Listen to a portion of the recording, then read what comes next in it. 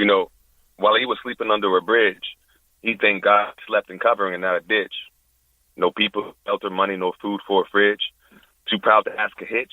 Try mastering the niche. Been walking ever since. Remembering the ego. Swore no one would find me or would find out, so he had to keep his feet low. While blending in with the rich crowds, his pockets had no trees, though. Thinking on First Ave and meeting with the people who would set his name on the street below, they said, you got potential with your aura to make your name glow. See your name in life. Imagine the main show. I mean, man, he was partying with the wits and the riches of the kids, shaking hands with the best, but home to a bridge. Didn't believe it then, my fellow, he was homeless. Scrounging change, making sense of sense, and a lone kid. Christmas came, and said I asked him if he had his own list, so he told him one day he would type a story for him to show this. Kingsley Metro became a lifesaver. Crazy walks after dark, he's a stranger. Had his own bills, but was dependent on the drivers who had no idea they gave the will to drive a boy even higher. Bless the bus, cost was too much to a homeless. Sharing glory plus his written story, he could have blown it. With heart, love, and well known, he had to own this, had a chance to give up, but he conquered on his own grid. From underneath a ridge to living next to a 4-bedroom house with a space for a gent. Now a new job, a new life, a new beginning. He was Charlie Sheening on white. He was winning. Filled with dubious emotion, his world's finally spinning. Then they hear he got fired, and now his world's ending. So back to the grind around for a second time, he holds a ticket while waiting a blind. A whispering crony suggests for him to apply a job involving cash that's set on mentioning pride. Thank God he landed an interview one time. A friend left him an apartment for his own climb. With no furniture, no light, no heat, nor a dime. Cold winter, no Converse, not a bed on a line. Only way to stay warm was to use his own clothes or to stay elsewhere, so the starving boy chose. He got thick clothing to ball up on the ground. It was 32 degrees inside, but it was 42 on the sound. Watching the fuck come out of his mouth as if he howled at the moon like for a hound. He starved for a week straight to never gain a pound. While humbled by the strife without a soul to be around. He's embarrassed. Yet he just every moment felt. Survived every card played to him, every card dealt, every star that sang to him, and every scar tells. He chose his path with the intention to one day yell that oppression would never stop a young, willful, voted black male. I'm from.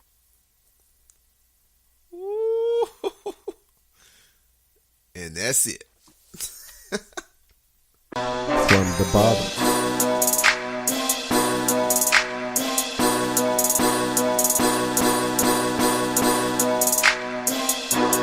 From the bottom. You know we go.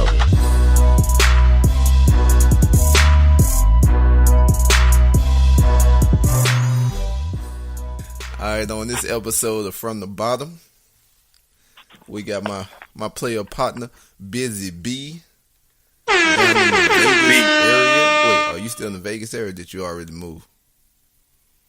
Say Vegas. We can say Vegas. Oh, okay. Well, Busy B, welcome to the show. Thank you, sir. Shout out to JR Dot. He couldn't be here at this time.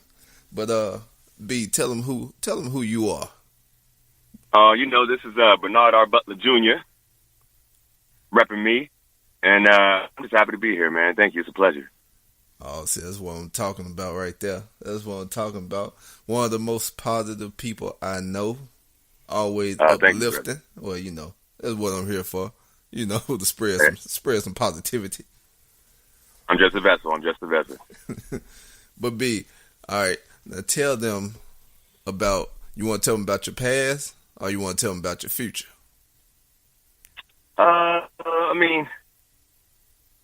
We can talk about the past. All right, well, let them know where you're from. Some background. Yeah, for sure. Again, Bernard R. Butler Jr. I'm from a little town called King George, Virginia, in a little country spot. Nobody knows where that's at, and if you do, I love you. But what is it by? Yeah. What city is it by? Myrtle Beach? The closest city, it's Northern Virginia. It's really close to D.C. and Richmond. So those would be probably the closest cities, like an hour out. I mean, I could be off. Could be like an hour and a half. I'm not sure, but about an hour out.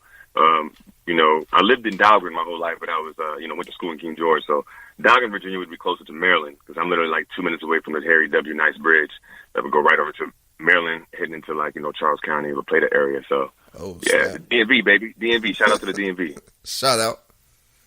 That's what I'm talking about. Well, yeah, I met Busy B at a Christmas. Well, he came over my house for Christmas one year with my sister-in-law, and we've been rocking tight ever since. Now you gotta tell them the truth, though. You gotta tell them the truth. You gotta tell them that we met over there, but we both country boys, and we got kind of this little competitive, calm spirit in us. And it all happened over a game of 2K. Well, I wasn't going to tell them that, B. They already know who won that. I mean, yeah, they obviously know I won the game. But moving forward, wait, what? Topic, what the? Yeah, they know you lying. Yeah. Nah, count on me, man. He got me. But B do have a podcast out, and it's called the Pit Stop Podcast. Yes, sir. Do you want to elaborate? Yes, sir.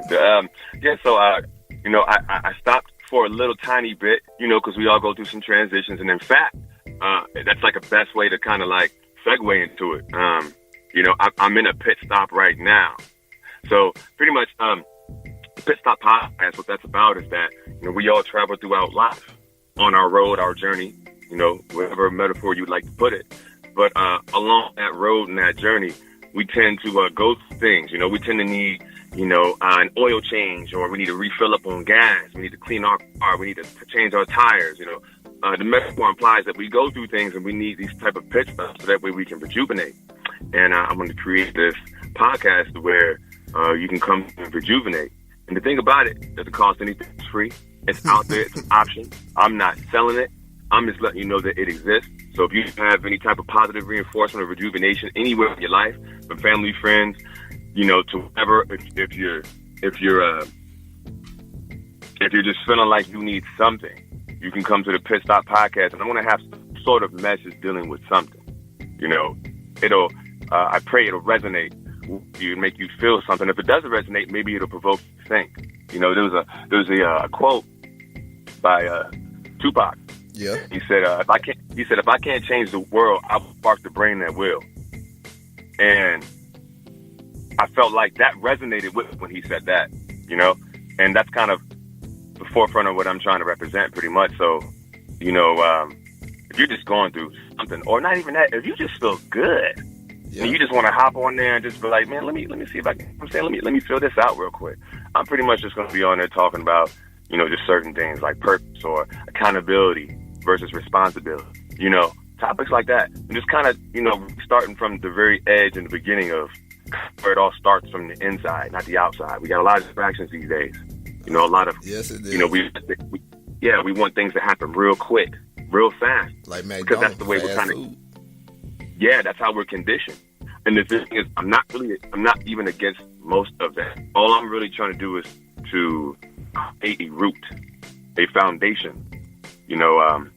I'm teaching what I've gone through. I have beautiful pit stops in my life, from my mom to my brother to my father, my aunt, my family, my friends. I've been blessed to have these pit stops around me and being able to guide me in a lot of troubling times and great times too. And I'd like to extend my family, my friends, my everything, whatever's in my world to the masses. I'm pretty sure there's other people out there doing the same thing I'm doing. I'm just trying to be a vessel and play my part pretty much. So my service is that Pit Stop Podcast. There you go. I like that one right there. I thought you were just gonna say, I got a podcast. I thought that was just gonna be it. Just keep it vague. Yeah, I got a podcast. It's cool. Hope you stop by. Holla at you. Yeah, that was good, right? That was good what you did right there. I like that right there. So you got, man, I get a little. You do have to tell them where can they find your podcast and what days do it come out. Yeah, man, you really putting a brother on the spot on the come out. Yeah, that's what we do right here. We do that around here. Yeah, putting the pressure on. I love it. So, where you can find, put it like this, where you could follow me, okay? Yeah. You follow me on Instagram. It's all one word, no spaces, no underscores, no nothing. It's just The Pit Stop Podcast. All right, you can find me like that on Instagram. The Facebook, you can also find me on The Pit Stop Podcast. THEPITSTOPPDCAST. Pit Stop Podcast. Okay? Yeah. And on Twitter, you can find me on Twitter. This one's different. It's Pit Stop _the. Why? I don't know why it created it like that for me. Just kind of, it did that. So, hey, Pit Stop _the.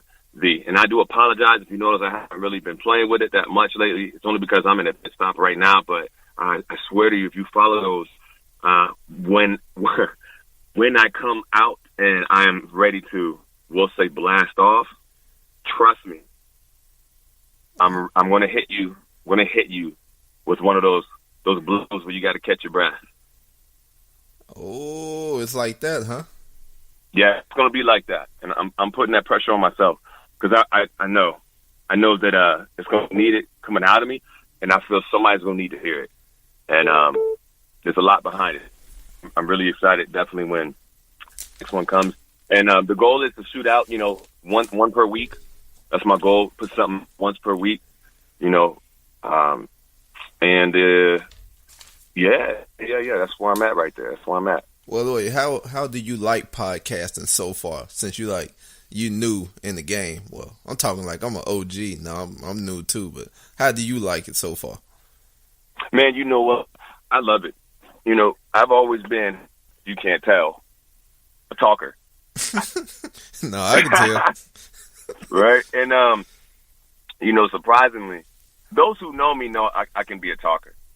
Like, if you don't know me, it's funny. I can come off quiet. I can come off very observant. That's because that's who I am. But once I so you scope the scene out, what you're saying? Yeah. You got to be aware. You got to pay attention. I think it's important perspective of everyone around you. It's not all. Oh, there we go. I'm about to say my tagline. So I have a tagline that it's known as ENOM, right? It's the letter I, N is a Nancy, A, another A, and M is a mom. You pronounce it ENOM. It's an acronym. It stands for It's Not Always About Me. And it used to be It's Not About Me, but I realized that everything in life is about you. You're the main character in your film. This is your story. Everybody else is more like an extra or a co-star. So initially, everything is about you, but not everything has to be about you. So I try to say, yeah, amen, right? And it actually took me a while to understand that because, I used to love being the center of attention. I never noticed that, actually, but it took me a while to understand that. And I fell back from that, still learning it. I just enjoy entertaining and talking, you know what I mean? But sometimes you just got to fall back and kind of just analyze and observe. So it's not always about me. And hey, one thing I do want you to tell people is tell them some of the things you done. Like you did quite a bit. Like, oh man, I've done like a little modeling. It ain't, I ain't done nothing. Commercials. You act like I was like an international model or something, or like I've been in, or like I was in New York Fashion Week, or like I've just done like little stuff like that, or or like I've been in a movie or something like that. I ain't done nothing like that, or that I'm like Richard Sherman's double, in a Jeep commercial. I'm just saying, like I ain't really done much. Honestly, I'm just blessed to be here and just happy that God's been granting me with all these blessings and stuff. But my main body of work, I feel, is not what's been seen. The thing that I'm most proud of are the people who have changed my life and just being in it. And that's pretty much anybody who I've met. And I've learned so much from every person I've met, from children to the elderly. And I just really am grateful for anybody who has allowed me to have a platform in speaking into their life. If they needed help with anything, or if they just wanted to, or just came to me for any type of help, it's such an honor. So that's my main grand accomplishment for me, is the behind the scenes, that people don't know about. Man, you do help a lot of people out. But man, they help me out, man. When people allow me to talk, like even now, yeah. Sometimes I'm saying stuff that I might not even be applying, but if I say it, I feel I have to be accountable to it, And so you speaking into existence. What you saying? Yes, sir. Oh well, there you go. Yes, sir. Sure. Well, there you go. Well, this, like I always say, this From the Bottom podcast is bigger than me and Jerry. It's to help get people a voice out there. But we do be having questions on our show, so we're gonna hop into this topic. Let's get it. All right. Here go the first topic right here. Yes, sir. Why do you think people want to be liked by people who can care less about them? You say why do people want to be liked by people who can care less about them? Yes. Well, what's your interpretation? From my experience, so mind you, when I say my experience, I am not the root of all the answers. I'm not the law, just my experience, right? Yeah. From my experience, I think it comes from a position of lack thereof internally. There's something lacking. There's something that's not present that they're searching for.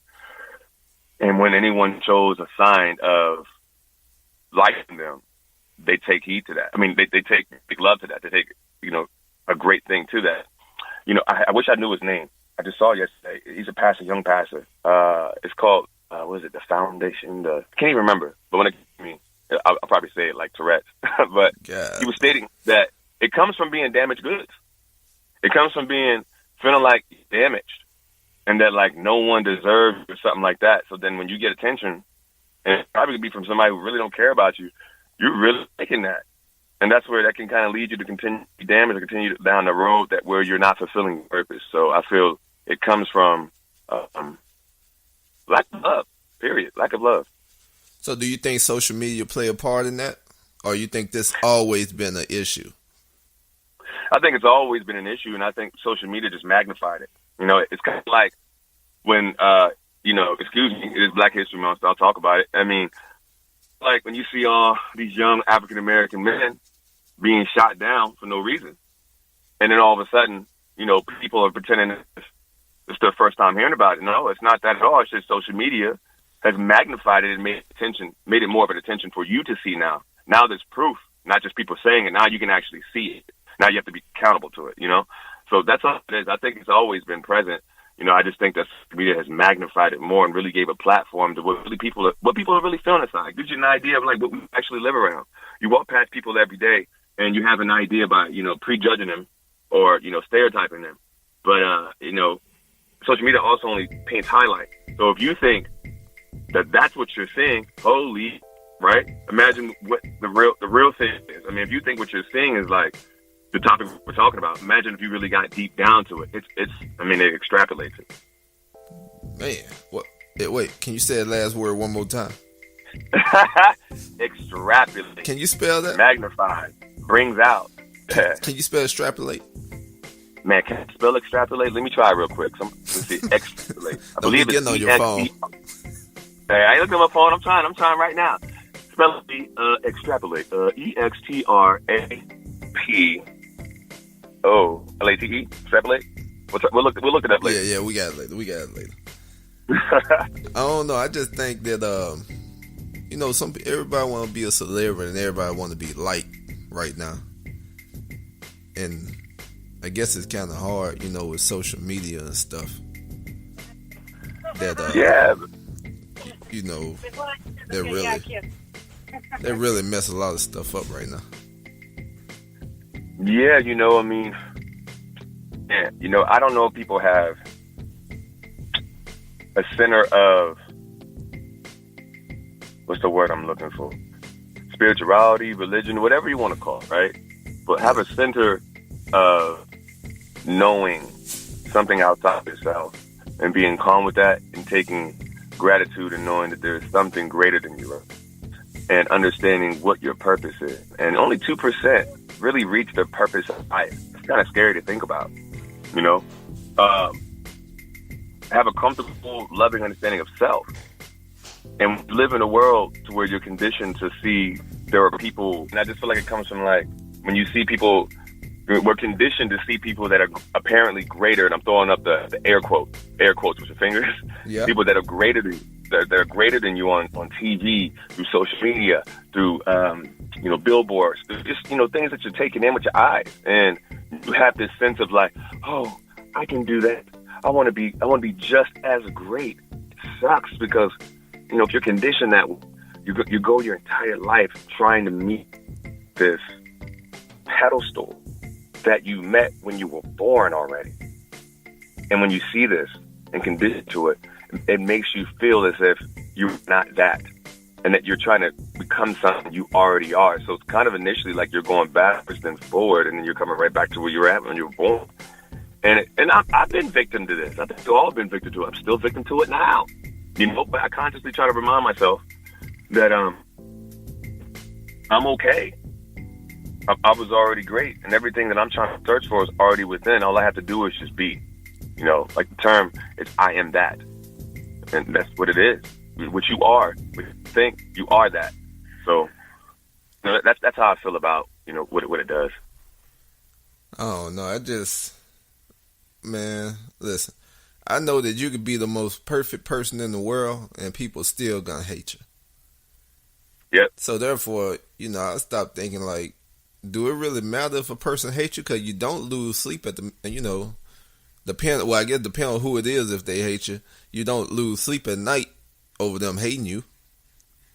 Some do. But especially like if you ain't did nothing to a person for them to hate you, ain't no need to wrap your mind around it.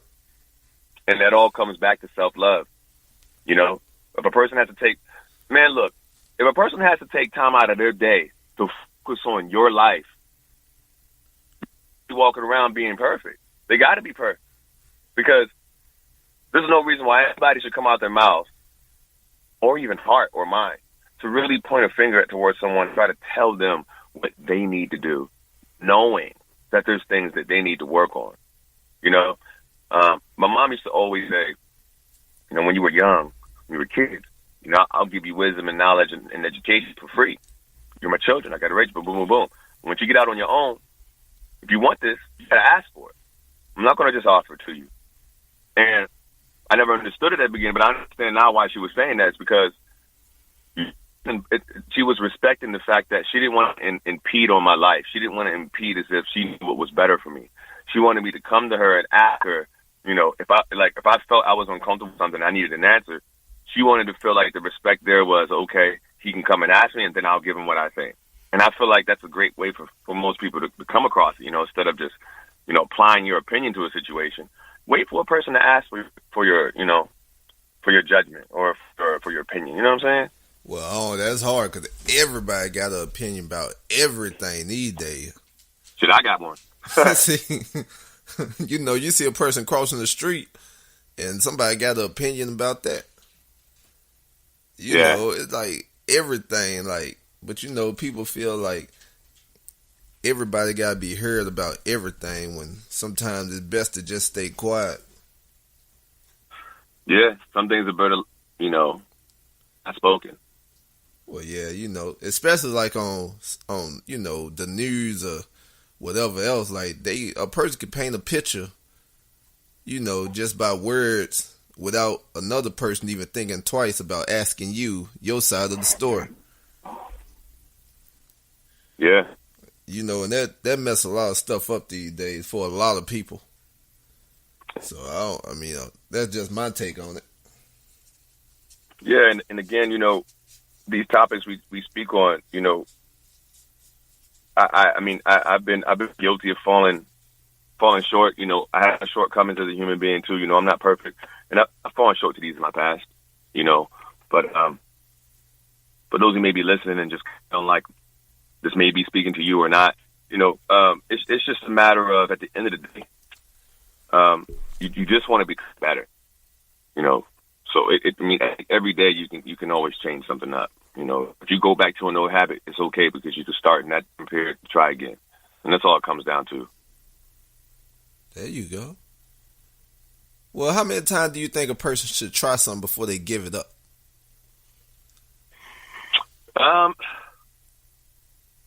That's a tricky question, man. I like the word. Yeah, I don't know if I like the word give up because. Or stop trying. Stop trying until they feel fulfilled. It sounds crazy to say because you would think fulfillment would be the success, right? Yeah. The success part, right? Yeah. Like, I did it. But I think until they feel fulfilled, you know, for example, Usain Bolt. Yeah.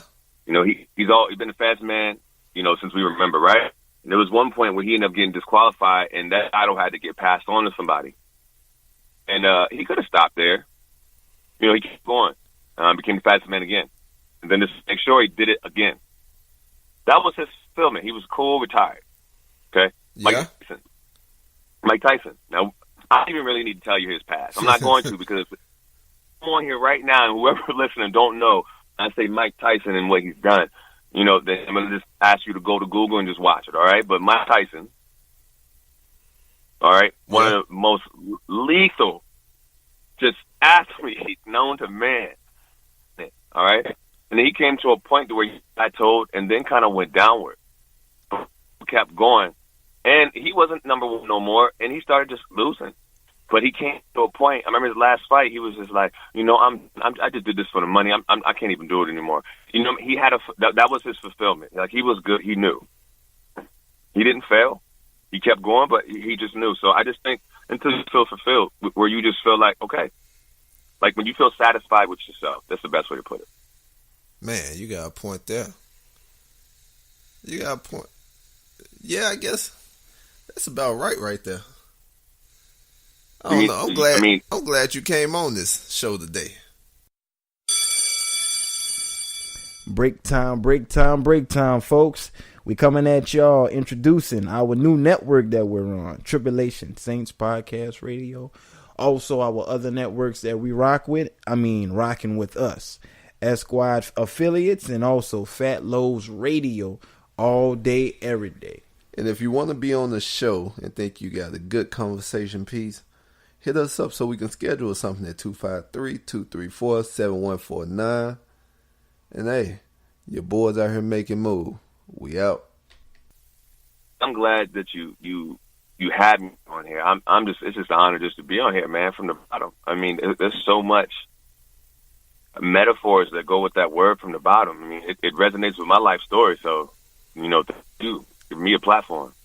Well, yeah, you know, everybody, well, I can't say everybody.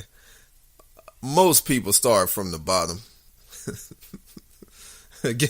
You know, so I guess some people start from pretty well off areas, so I don't know. Yeah. But I think somewhere everybody starts from the bottom, even the richest to the rich to the rich to the rich. Even not if it's handed down generation to generation. Yeah, but you know, even if you had it all, you know what I mean? Yeah. An idea can still come, and that's just from the bottom. And it might be the very top. But if it goes from step one to step two, step one was the bottom. You know what I mean? Yeah, I get you. Yeah, I guess I can see where you're coming from. Yeah. All right, well, okay, we got to roll on to the next topic. All right, let's get it. How do you determine if someone is trustworthy? What do you look for in a person? Ooh. Man, if you want to know why I'm like, ooh, man, it's because everybody want to know why you like, ooh, man. Yeah. You know, I mean, the thing, I'm at a very great part in my life right now where I'm learning a lot about myself and being totally honest. And there's so much to grow from yourself always. And, you know, I've displayed both halves of not being trustworthy, you know, in my past and now being trustworthy. So that's why I'm like, ooh, man, it kind of cuts deep. I've played both ends of it. It's not perfect, but I think I understand it better now. I think, wow. What was the second part of the question again? How do you determine if someone is trustworthy? What are some of the characteristics that you look for in a person? You know, because in Vegas, you have to trust somebody, even though it's like so many people out there in Vegas, and it is called Sin City. You know, but you know, what do you look for in a person to deem them trustworthy? Yeah, I think it all starts with yourself, because it's kind of impossible if you're not a trustworthy person. and then be a hypocrite to try to find someone who's trustworthy. Because how do you know what that looks like? The only way you know what that looks like is if you are a natural villain. And you're like, oh, yeah, that's a trustworthy person. You know, I don't want to be that, but I know what it looks like. But I think it comes from, like, yourself. First, the characteristics that I would look for in a trustworthy person, I think, would be loyalty to what they do and to the people who they're around. I feel you have to observe first. You know, get paid attention. It sounds like just be me. aware. That sounds like me. I got trust issues, so it got to go. Yeah. I got to know you a while before I trust you. Yeah, man, we all got some issues, right? But yeah, I think it just comes from like, you got to, like, which is, like, for example, you know, I went through things as a child, from, you know what I mean, from wanting somebody to show up, they never showed up, you know, to being lied to, or me lying to, whatever the case is. So, like, knowing what I've been capable of doing that was wrong in the past, and knowing that what I'm capable of doing that's great now, I just think it comes with yourself first. And then if you feel good, you feel like you're a trustworthy person, I think it would be a lot easier to tell if a person is trustworthy, because you're going to look for first characteristics in yourself and somebody else. And you want to look for somebody, who's like you, if you feel like you're trustworthy. Or better. Shoot, that's even better. It's somebody who you feel that you can learn from. Someone who you can trust, you feel who's loyal to, someone who sticks to their word. You know? Yeah. Oh, that's a big thing right there. That's a huge one. Oh, that's humongous right there. Boy, everybody likes, man. Everybody likes words nowadays. Everybody likes to hear words, hear words, but nobody wants to take form and manifest that stuff through their body and actually do it and really finish it. And I think communication is a big one on trustworthy. You got to communicate. If I say I'm going to do something and I feel like I'm not going to be able to, I got to tell you right off bat, like, hey, look, you know, I said I was going to do this, but hey, give me a little bit more time. Boom. Communication. I think accountability is one of the biggest things on this planet that helps shape and mold anything. Be accountable to everything. So, you know, accountability, loyalty, communication, and your self-trustworthiness. Yeah, I don't know. The thing is that I don't like people can't keep their words. Then they get mad at you because you don't believe them the next time because they never keep their word. Yeah.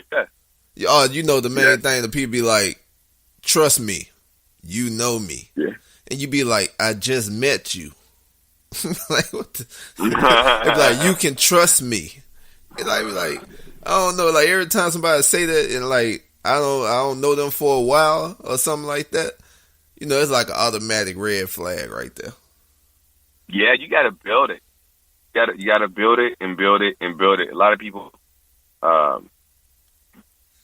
think that doing something once and coming through is, all right, cool, you can trust me. You know, hey, there are some people that are okay with that. And then there's those people that who have been broken many times, and you can do things 5 times in a row. They still going to have a doubt. And the thing is that at the end of the day, you just got to keep being you and keep just living up to what you said you're going to do. And at some point in time, someone's going to understand that, like, this is who you are. Man. Yeah. I can see that. I don't know. I just know, you know, it's just hard to, you know, I always think somebody got an ulterior motive. Yeah. To why they do something. Yeah, and that's what, you know, again, when we talk back to being conditioned, like this, depending on where you're from, who you've been involved with, or what's been, you know, exposed to you, like, some things have just been conditioned to us, man. And if no one has come across to correct it, or ourselves, or whatever the case is, we kind of feel this way, you know. And that's what's kind of beautiful about meeting people. Everybody's different, and there's always something you can teach somebody or help them grow. You know, trustworthiness, man, that's a tough one because, man, we all fall victim to our own story. Man, ain't that the truth right there? Yeah, we all fall victim to our own story. But man, thank you for answering that one. No, thank you. But okay, all right. Now, you know Black Panther came out? Have you seen it yet? Yeah. All right. Well, I don't want to spoil it for everybody. Well, it'll probably be old now. You know, by the time, you know, everybody already talked about it and stuff. But nah, it ain't gonna be. But you did something that a lot of people have not done. What's that? You went back to Africa. Oh man, I did go to Africa. Ooh. Now, since you've seen Black Panther and you've been back to Africa, yes, sir. Can you enlighten us on like what it was like over there? You know, because most people in America won't. You know, we never been to Africa, and some of us probably won't never be able to go to Africa. Only thing we know about Africa is what we see in videos or what we see pictures of or word of mouth. Yeah.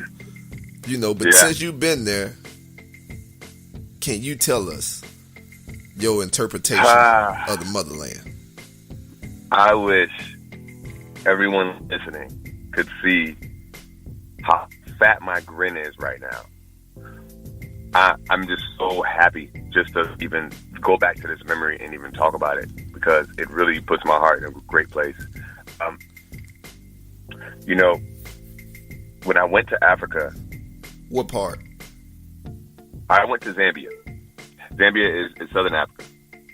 Okay. So, it's Southern Africa. So I went to, I first connected, from Philly to Johannesburg.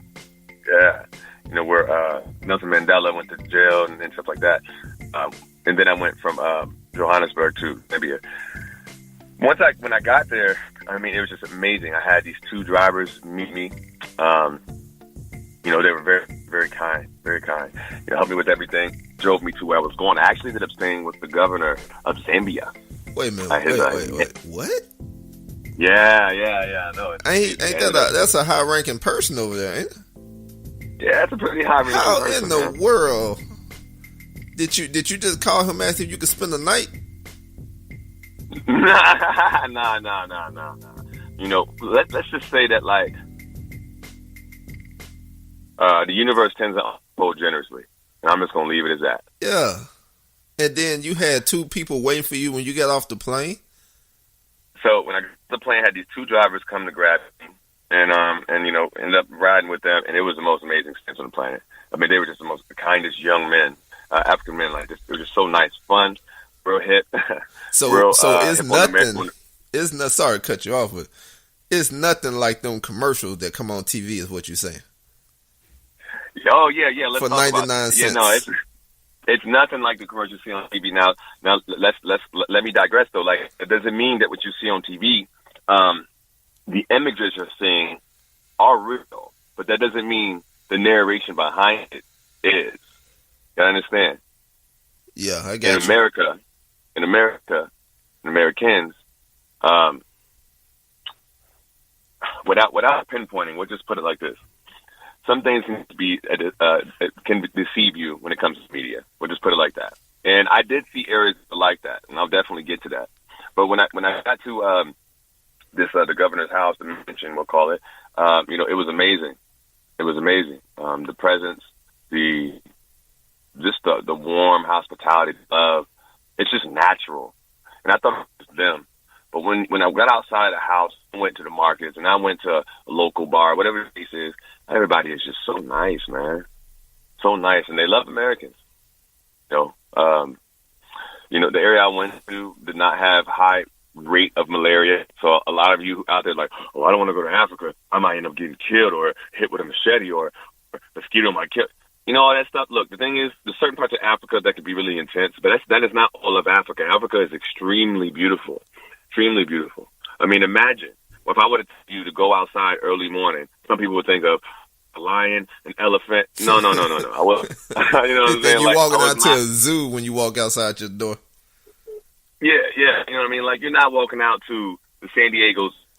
All right, so it's not all of Africa. It's certain parts of Kenya and Nairobi or something like that. You know, like when I walked out there, it was amazing. I was watching sunrise. I was, you know, just meditating. And it was so nice to hear it be so quiet, but you hear all these amazing animals. Do you mind if I share a quick story of when I went to go see? It's pretty cool that most people probably would never be able to do in life. Hey, man, listen. The floor is yours. Do what you got to do. Do what you got to do. Told you I'm a talker, man. It's your show, but I'm a talk. Go do what you got to do. So I went to Africa because it was going to be my 30-30. I was turning 30, all right? So kind of like the night before, I was just talking, and I was like, man, talking to myself really, I was like, man, I'm in Africa. Like, if I'm in Africa, I want to do something nobody's done. What do I want to do? What do I want to do? What do I want to do? What do I want to do? And all of a sudden, I sat there and I was like, you know what? I want to walk with Island. I want to walk with Lion. Pause. Now, I know what all you guys are thinking. You know, stereotypically black people walking with lions, something crazy like that. What is this man thinking? That's the type of guy I am. I love animals. P.S. I'm also vegan. That's another story. I call around, and it was like nowhere that I can get this done. You know, but then finally, there was one place. And they were like, all right, cool. Like, you know what I mean? You come in early this morning, you pay this much, and we'll teach you how to be around these lions, and hopefully it'll take to you. If they do not, you do not get your money back. That's what it is. Wait. Wait, you just said they will take to you. If they don't, you get your money back. You don't get your money back. I was going to say, because I'm thinking like, if they attack you, you really thinking about a refund? Oh, go ahead. Go and finish. Yeah, and that's also another point. You see how the very first thing that popped out was a fear. And I want to really recognize something here. Like, that's what happens in media. You know, we don't do things in life because there's a fear that is always shown to you or that you have deep down because you've conditioned to it. But I'm trying to tell you, not all things that you see are going to be as bad as you think they are. Especially an animal, man, they do the same thing we do. They just have different instincts, but they are just like us. So moving forward, it's like 5 a.m. I get picked up by this African tour guide. It's just me on this bus. He's talking to me, very kind guy, and most beautiful thing happened. Scary too. We were riding and we're just talking, and all of a sudden, I see something pop out of the woods. Really, you know what? Before I even get to that story, let's back up a little bit. So we're driving along this road. And all of a sudden, we see this guy jogging on the road. You know, just random, jogging. And I was like, okay, cool, yeah, it's cool. Yeah. Literally about 3 seconds later into driving, guess what I see on the road? And this happens all the time in Africa. An elephant. Nope. A possum. Rafiki, the baboon. I saw a baboon just kicking it on the side of the road, and I freaked out. I was like, oh, there's a baboon. I was like, hold up. Yo, that baboon's gonna catch up to that guy. Is that gonna be bad?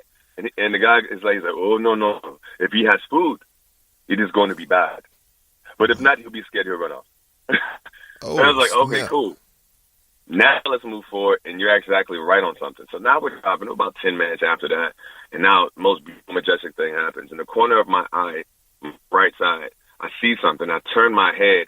It was a beautiful, full-grown male elephant charging out of the woods, full speed, almost hit us. Like, almost rammed us to knock us over, no joke. And he sped up, and then we stopped a little bit in front of it, turned around. I was like, oh, my God. And I had my camera in my hand, you know, and, like, a moment like that, you want to just, like, take photos. I was so baffled. I was so shocked, and I was just sitting there staring like, wow. And he goes, okay, we need to hurry up because he is upset. Whenever a male elephant strayed away from its pack, it means he's upset. He's upset about something. And then as soon as he said that, he just started charging at us, and we just took off. So he was about to, like, basically put us on. So moving forward, I get to the sanctuary. Yeah, I know, right? I get to the sanctuary, or whatever you want to call it, of where these lions were. And the thing is that these lions were still wild. They happened to keep coming to this place. And they were young. Oh, I get there and snap. Yeah. And they only really take to the people who are there. And it's a mother and sister, and I don't know if they got separated from their pride or whatever. But, you know, the guy teaches me a few things. He gives me this little skinny stick. He's like, you know, so if he begins to turn his head, you go ahead and show him the stick. A lot of you are thinking, like, a stick? That's it? But this morning. So I come on. So we finally finish up, and he goes, are you ready? I was like, absolutely. So we're walking right through the woods, and all of a sudden we come around this little turn, and I see this beautiful young male lion by the name of Ada, and he is sitting so regally, like he just knows he's royalty, and he was just beautiful.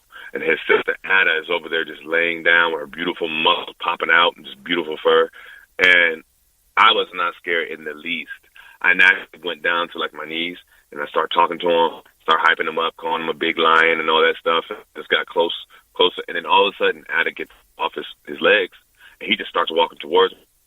And that sounds pretty scary for most people hearing this. So y'all was face to face? Face to face. You was face to face? Face to face. And he just walking up to me slow, right? Just like normal, just real relaxed. And, those who know me, I love animals, huge fan of animals. I've always felt like a little dark little since I was a kid, but that's just me. And he just came up right to me, and I started petting him. He relaxed us. It was the most amazing feeling on the planet. Sister Ada came up from behind. I had to turn around because you don't want them coming from behind. And you have your stick ready, if they get distracted. And they're young, so they want to play. So they play with you. They're going to see you as a rag doll. Not going to be they don't know you're not as strong as them. You know what I mean? So, and then all of a sudden the guy had been in this tree. He's like, "Hey, try to bend that tree." So I try to bend this little tree, and I'm like, "Please, I can bend this." I couldn't even bend it, right? Yeah. All of a sudden I back up, and Ada goes up to play with a little branch on it. He bent this thing all the way down to the ground, just not even using full strength, just playing with it. And he was like, "I just wanted you to see the strength." And I was like, "I already know the strength, but damn." So, you know what I mean? So, long story short, I felt pretty compelled being with them. They felt very comfortable with me. And they asked me if I ever walked with lions or anything like this. I said no. He's like, "Well, they're really taking to you like they know you, and they usually don't." And they were very comfortable, and I was very comfortable with them. So I ended up shooting like a little small video, me walking with them, and I created that. And you can also find it on my Instagram if you ever want to see it. My Instagram is that Butler though, ThatButlerThough. That Butler though. Did you got a YouTube channel? I have a YouTube channel, but I don't really play with it. So it's under that Butler though as well. And I think I'm going to start doing some more YouTube stuff coming with the Pit Stop podcast as well. So, you can stay tuned with that. But it's also under that Butler, though, and you can subscribe and check that out.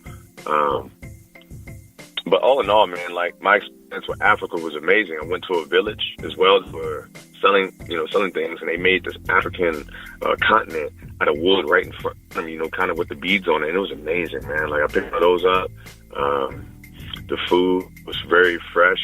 I was eating nothing but fruit and stuff, but, when I was at the house, they had kind of like a few serves or whatever you want to call them. Yeah. And they were amazing. They were their hand and foot for me. And this would cook. Pull them right out of the backyard and chop it up. Cabbage, tomatoes. It was amazing. God. The food that they served up. Go over there. You have no idea. And I also went to one of the villages too, you know what I mean? So, it was the most beautiful thing on the planet. And to let you know, as an African-American black man, I really felt like I was at home. There was nothing like looking around and everybody looked like me. I've never had it in my life unless I went to my grandma's house when I was a kid. But other than that, everybody looked like me. Everybody was doing things like me. Everything felt natural. It was like I was in autopilot. I didn't have to think. I didn't have to double guess. I didn't have to wear stereotypes. I didn't have to worry about representing myself a certain way. So it was just autopilot. It felt like home. And if I can move anywhere on this planet, Africa is it. And one fun fact. In Africa, if you buy land and build a house on it, you never get taxed on it. And it's yours for the rest of your life, meaning you can pass that on to generations. So if you find a good piece of property and it's very cheap, you can get people to build for it on there. It'd probably be expensive down in South Africa. Oh, man. Yeah. The currency is way cheaper than what we have, so it's amazing. Money will go a long way over in, and remember, this is in Southern Africa, so this is in Zambia. Now, we talking about going to, different parts of Africa. That's going to be a whole different story, Dubai or something. But, other than that, it's pretty cheap in that area. Oh, snap, man. Wow. B, you did a really good job. Man, I appreciate that. But I'm sorry, I forgot to mention, the representation of Black Panther, Wakanda, that area, just so you guys know, Wakanda is fictional. That's not a real place in Africa. So, it'd be amazing if it was, but it is fictional. But hoping they know it was fictional. Yeah, but it represents something that's real. And the presence, the respect, the aura, the way that they carry themselves, that's real. That's real. That's real. Now, not every person you pass by is going to be like royalty, but everyone you pass by carries himself well. You know, they carry themselves to the highest regard. You know, yeah, highest for sure. Like they're normal like us, man. Like you see it playing, they play. You know, it's nothing like even in the lowest, it's still the most positive. It's beautiful, man. It's beautiful. Man, I know. Hopefully one day I get to go over there. Wow. Well, B, I think this is the time when we get ready to wrap it up. All right. So, do you want to let people know what's next for you? Yeah, you know, the next thing for me is going to be, I like to push my limits. You know, I set some high bars. And I just think the next thing for me is just for you to tune in to Stop Podcast, and I will definitely fill you in on the next thing for me. How about that? Ooh, I like that plug. Hey, if somebody wants to send you some questions or something like that, where would you be? Like, where would you prefer them to reach you at? Your email or, you know? Yeah, for sure. I mean, I think that's a very great plug on that, and I greatly appreciate you on that. You know what I'm saying? You know, I think the best place that we can do that with an email. And again, it's literally the Pit Stop Podcast at gmail.com. You know, again, that's the Pit Stop Podcast at gmail, and that's all one word. And then you also can call into a voicemail that I also have as well. And that voicemail phone number is the Pit Stop voicemail. And that voicemail phone number is 702-625-1390. Again, that's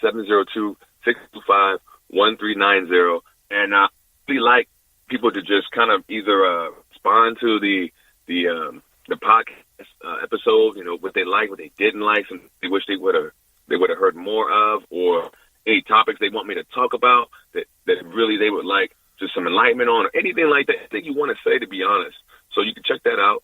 Again, at 702-625-1390, and that's the Pit Stop voicemail. Man, I gotta say, y'all, it was fun having him on here. It was an honor being on here. Thank you. You know, one more time, shout out to Jerry. And this is about the time that we get ready to wrap it up. Once again, oh snap, I forgot to get the inspirational quote. But I'll do that. I'll do that later. Unless you have one off the top of your head that you want to give the people out there. Oh man. You gotta be. We do it right on point. You know, ain't no telling what's gonna come out of our mouth. Man, you know what? I mean, I always definitely have like an inspirational quote. You know, in a lot of them that I live by, and you know, before I give that inspirational quote, I kind of want to say something about, you know, Cal on here. You know, Cal has been a huge inspiration to me in the past year and a half to 2 years. You know, I've gone through a lot of things in life, like most of you, and he was just all present. You know, he was a really good friend, trustworthy, the word that we talked about earlier, and he was there to just be persistent and checking up on me and just making sure I was okay, kind of letting me talk, and he'll fill in here and there, but which is a really good friend. I just want to shout you out and just say I really appreciate you. I love you, and I'm really excited to see where you're at with this podcast and what you're doing, and it's just to even have me on here.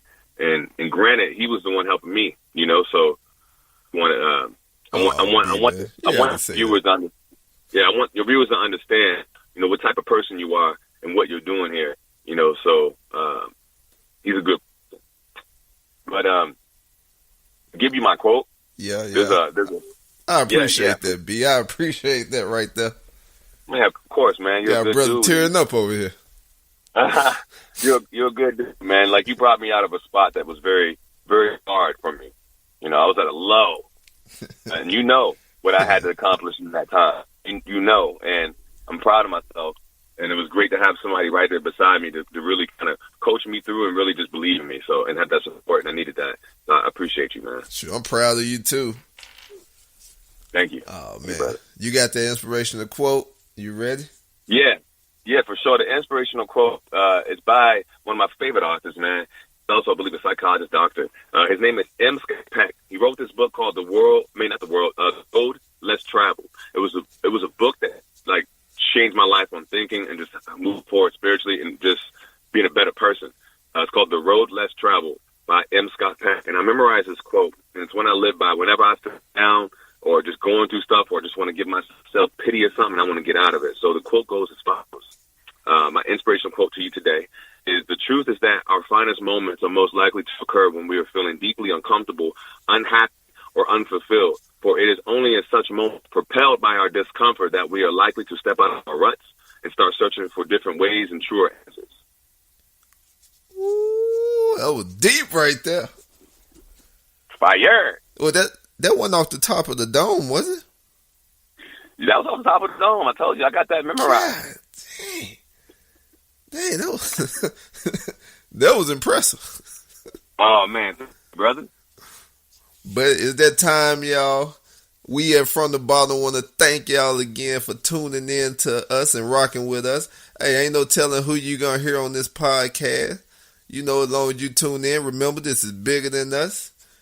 And we just got to say thank you. I just said that. I'm saying it again. I appreciate y'all. And, hey, that's it.